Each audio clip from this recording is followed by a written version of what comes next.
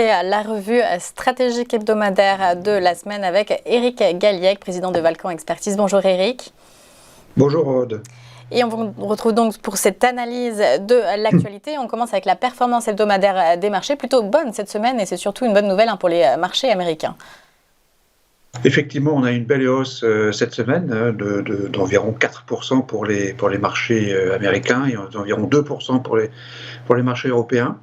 C'est une hausse donc significative et qui s'est accompagnée donc d'un renchérissement de l'euro contre le dollar. L'euro qui avait beaucoup baissé, qui avait atteint 1,05, qui est repassé à 1,07 contre le dollar.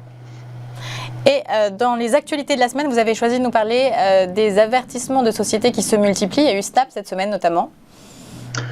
Oui, c'est vrai que du côté de l'actualité des entreprises, les publications qui avaient été extrêmement bonnes au premier trimestre donc donnent lieu aujourd'hui à des avertissements de certaines entreprises qui communiquent et qui effectivement annoncent des problèmes de coûts, des problèmes d'activité. C'est le cas de Snap, de Best Buy, de Abercrombie Fitch qui ont publié cette semaine, qui ont averti donc sur leur activité ou sur leurs résultats. C'est bien sûr un changement de contexte et c'est plutôt évidemment une mauvaise nouvelle car la bourse américaine et toutes les bourses en général sont très sensibles aux anticipations de bénéfices donc des entreprises qui pour l'instant étaient restées en bonne forme on va dire et qui aujourd'hui pourraient commencer à être révisées en baisse. Donc impact -1 sur le scénario et on continue avec un indicateur qu'aime bien regarder la Fed, l'immobilier neuf aux États-Unis qui ralentit. Alors c'est un sujet dont on va parler probablement de plus en plus, l'immobilier américain, parce qu'on se rend compte qu'effectivement avec des taux d'intérêt qui ont fortement progressé, puisque l'hypothécaire 30 ans américain a augmenté de 200 points de base depuis quelques mois, depuis 6 mois, c'est évidemment très négatif pour l'immobilier d'une façon générale. Donc on a eu cette semaine la publication des ventes de logements neufs qui a baissé de 16,6%. Les promesses de vente ont elles-mêmes baissé. Ça montre bien que du côté de l'immobilier américain, ça commence à devenir un petit peu inquiétant et évidemment c'est un des éléments majeurs qui pourrait expliquer une récession aux États-Unis en 2022. Et -1 sur le scénario. Et du côté de l'Europe, il n'est toujours pas question de remettre sur la table le pacte de stabilité. Exactement, donc plutôt des bonnes nouvelles en provenance de l'Europe. Les deux premières nouvelles en provenance des États-Unis étaient plutôt mauvaises, les deux actualités américaines étaient plutôt mauvaises. La première actualité européenne est plutôt positive. Donc effectivement, la Commission européenne a considéré qu'il fallait reporter la suspension donc des règles de déficit et de dette des pays membres de l'Union européenne. Donc bien sûr, c'est quelque chose de plutôt positif. Ça montre bien qu'on n'est pas prêt en fait de voir des politiques de réduction de déficit en Europe. C'est plutôt favorable pour la conjoncture économique et c'est un point plutôt positif. +1 donc sur le scénario et enfin l'indice IFO qui progresse lui aussi. Oui, c'était une bonne nouvelle. C'est assez étonnant de ce point de vue-là.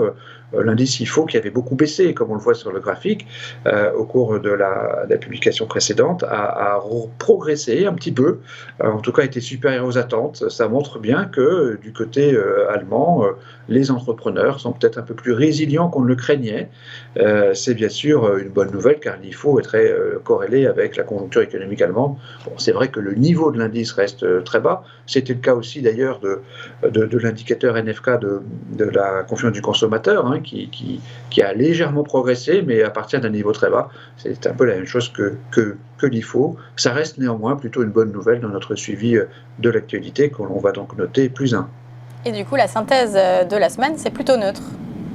La synthèse est neutre, c'est relativement aux semaines précédentes plutôt une bonne semaine, on va dire, une semaine neutre donc, puisqu'il y a un équilibre entre deux plutôt mauvaises nouvelles originaires des États-Unis, que ce soit les avertissements de société ou la baisse des ventes de logements neufs, qui sont compensés donc par ces deux bonnes nouvelles européennes, à la hausse de l'indice IFO et la poursuite de la suspension des règles de déficit et de dette des pays européens. Donc une semaine neutre sur le front de l'interprétation de l'actualité. Et du coup, quelles conséquences sur le portefeuille d'investissement et les recommandations ?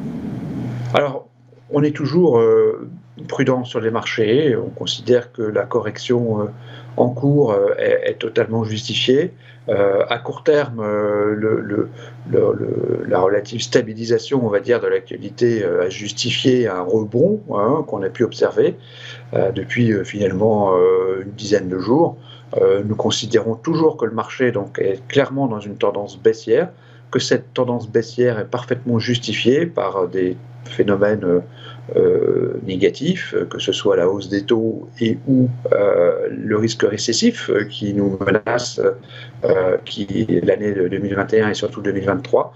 Donc au total, nous considérons toujours qu'il faut rester très prudent et ne pas exposer donc, les investisseurs aux actions aujourd'hui. Donc nous sommes toujours en sous-pondération sur les actions. Nous considérons toujours que la baisse est parfaitement justifiée, mais devrait durer encore au moins 6 à 12 mois pour les actions européennes et américaines.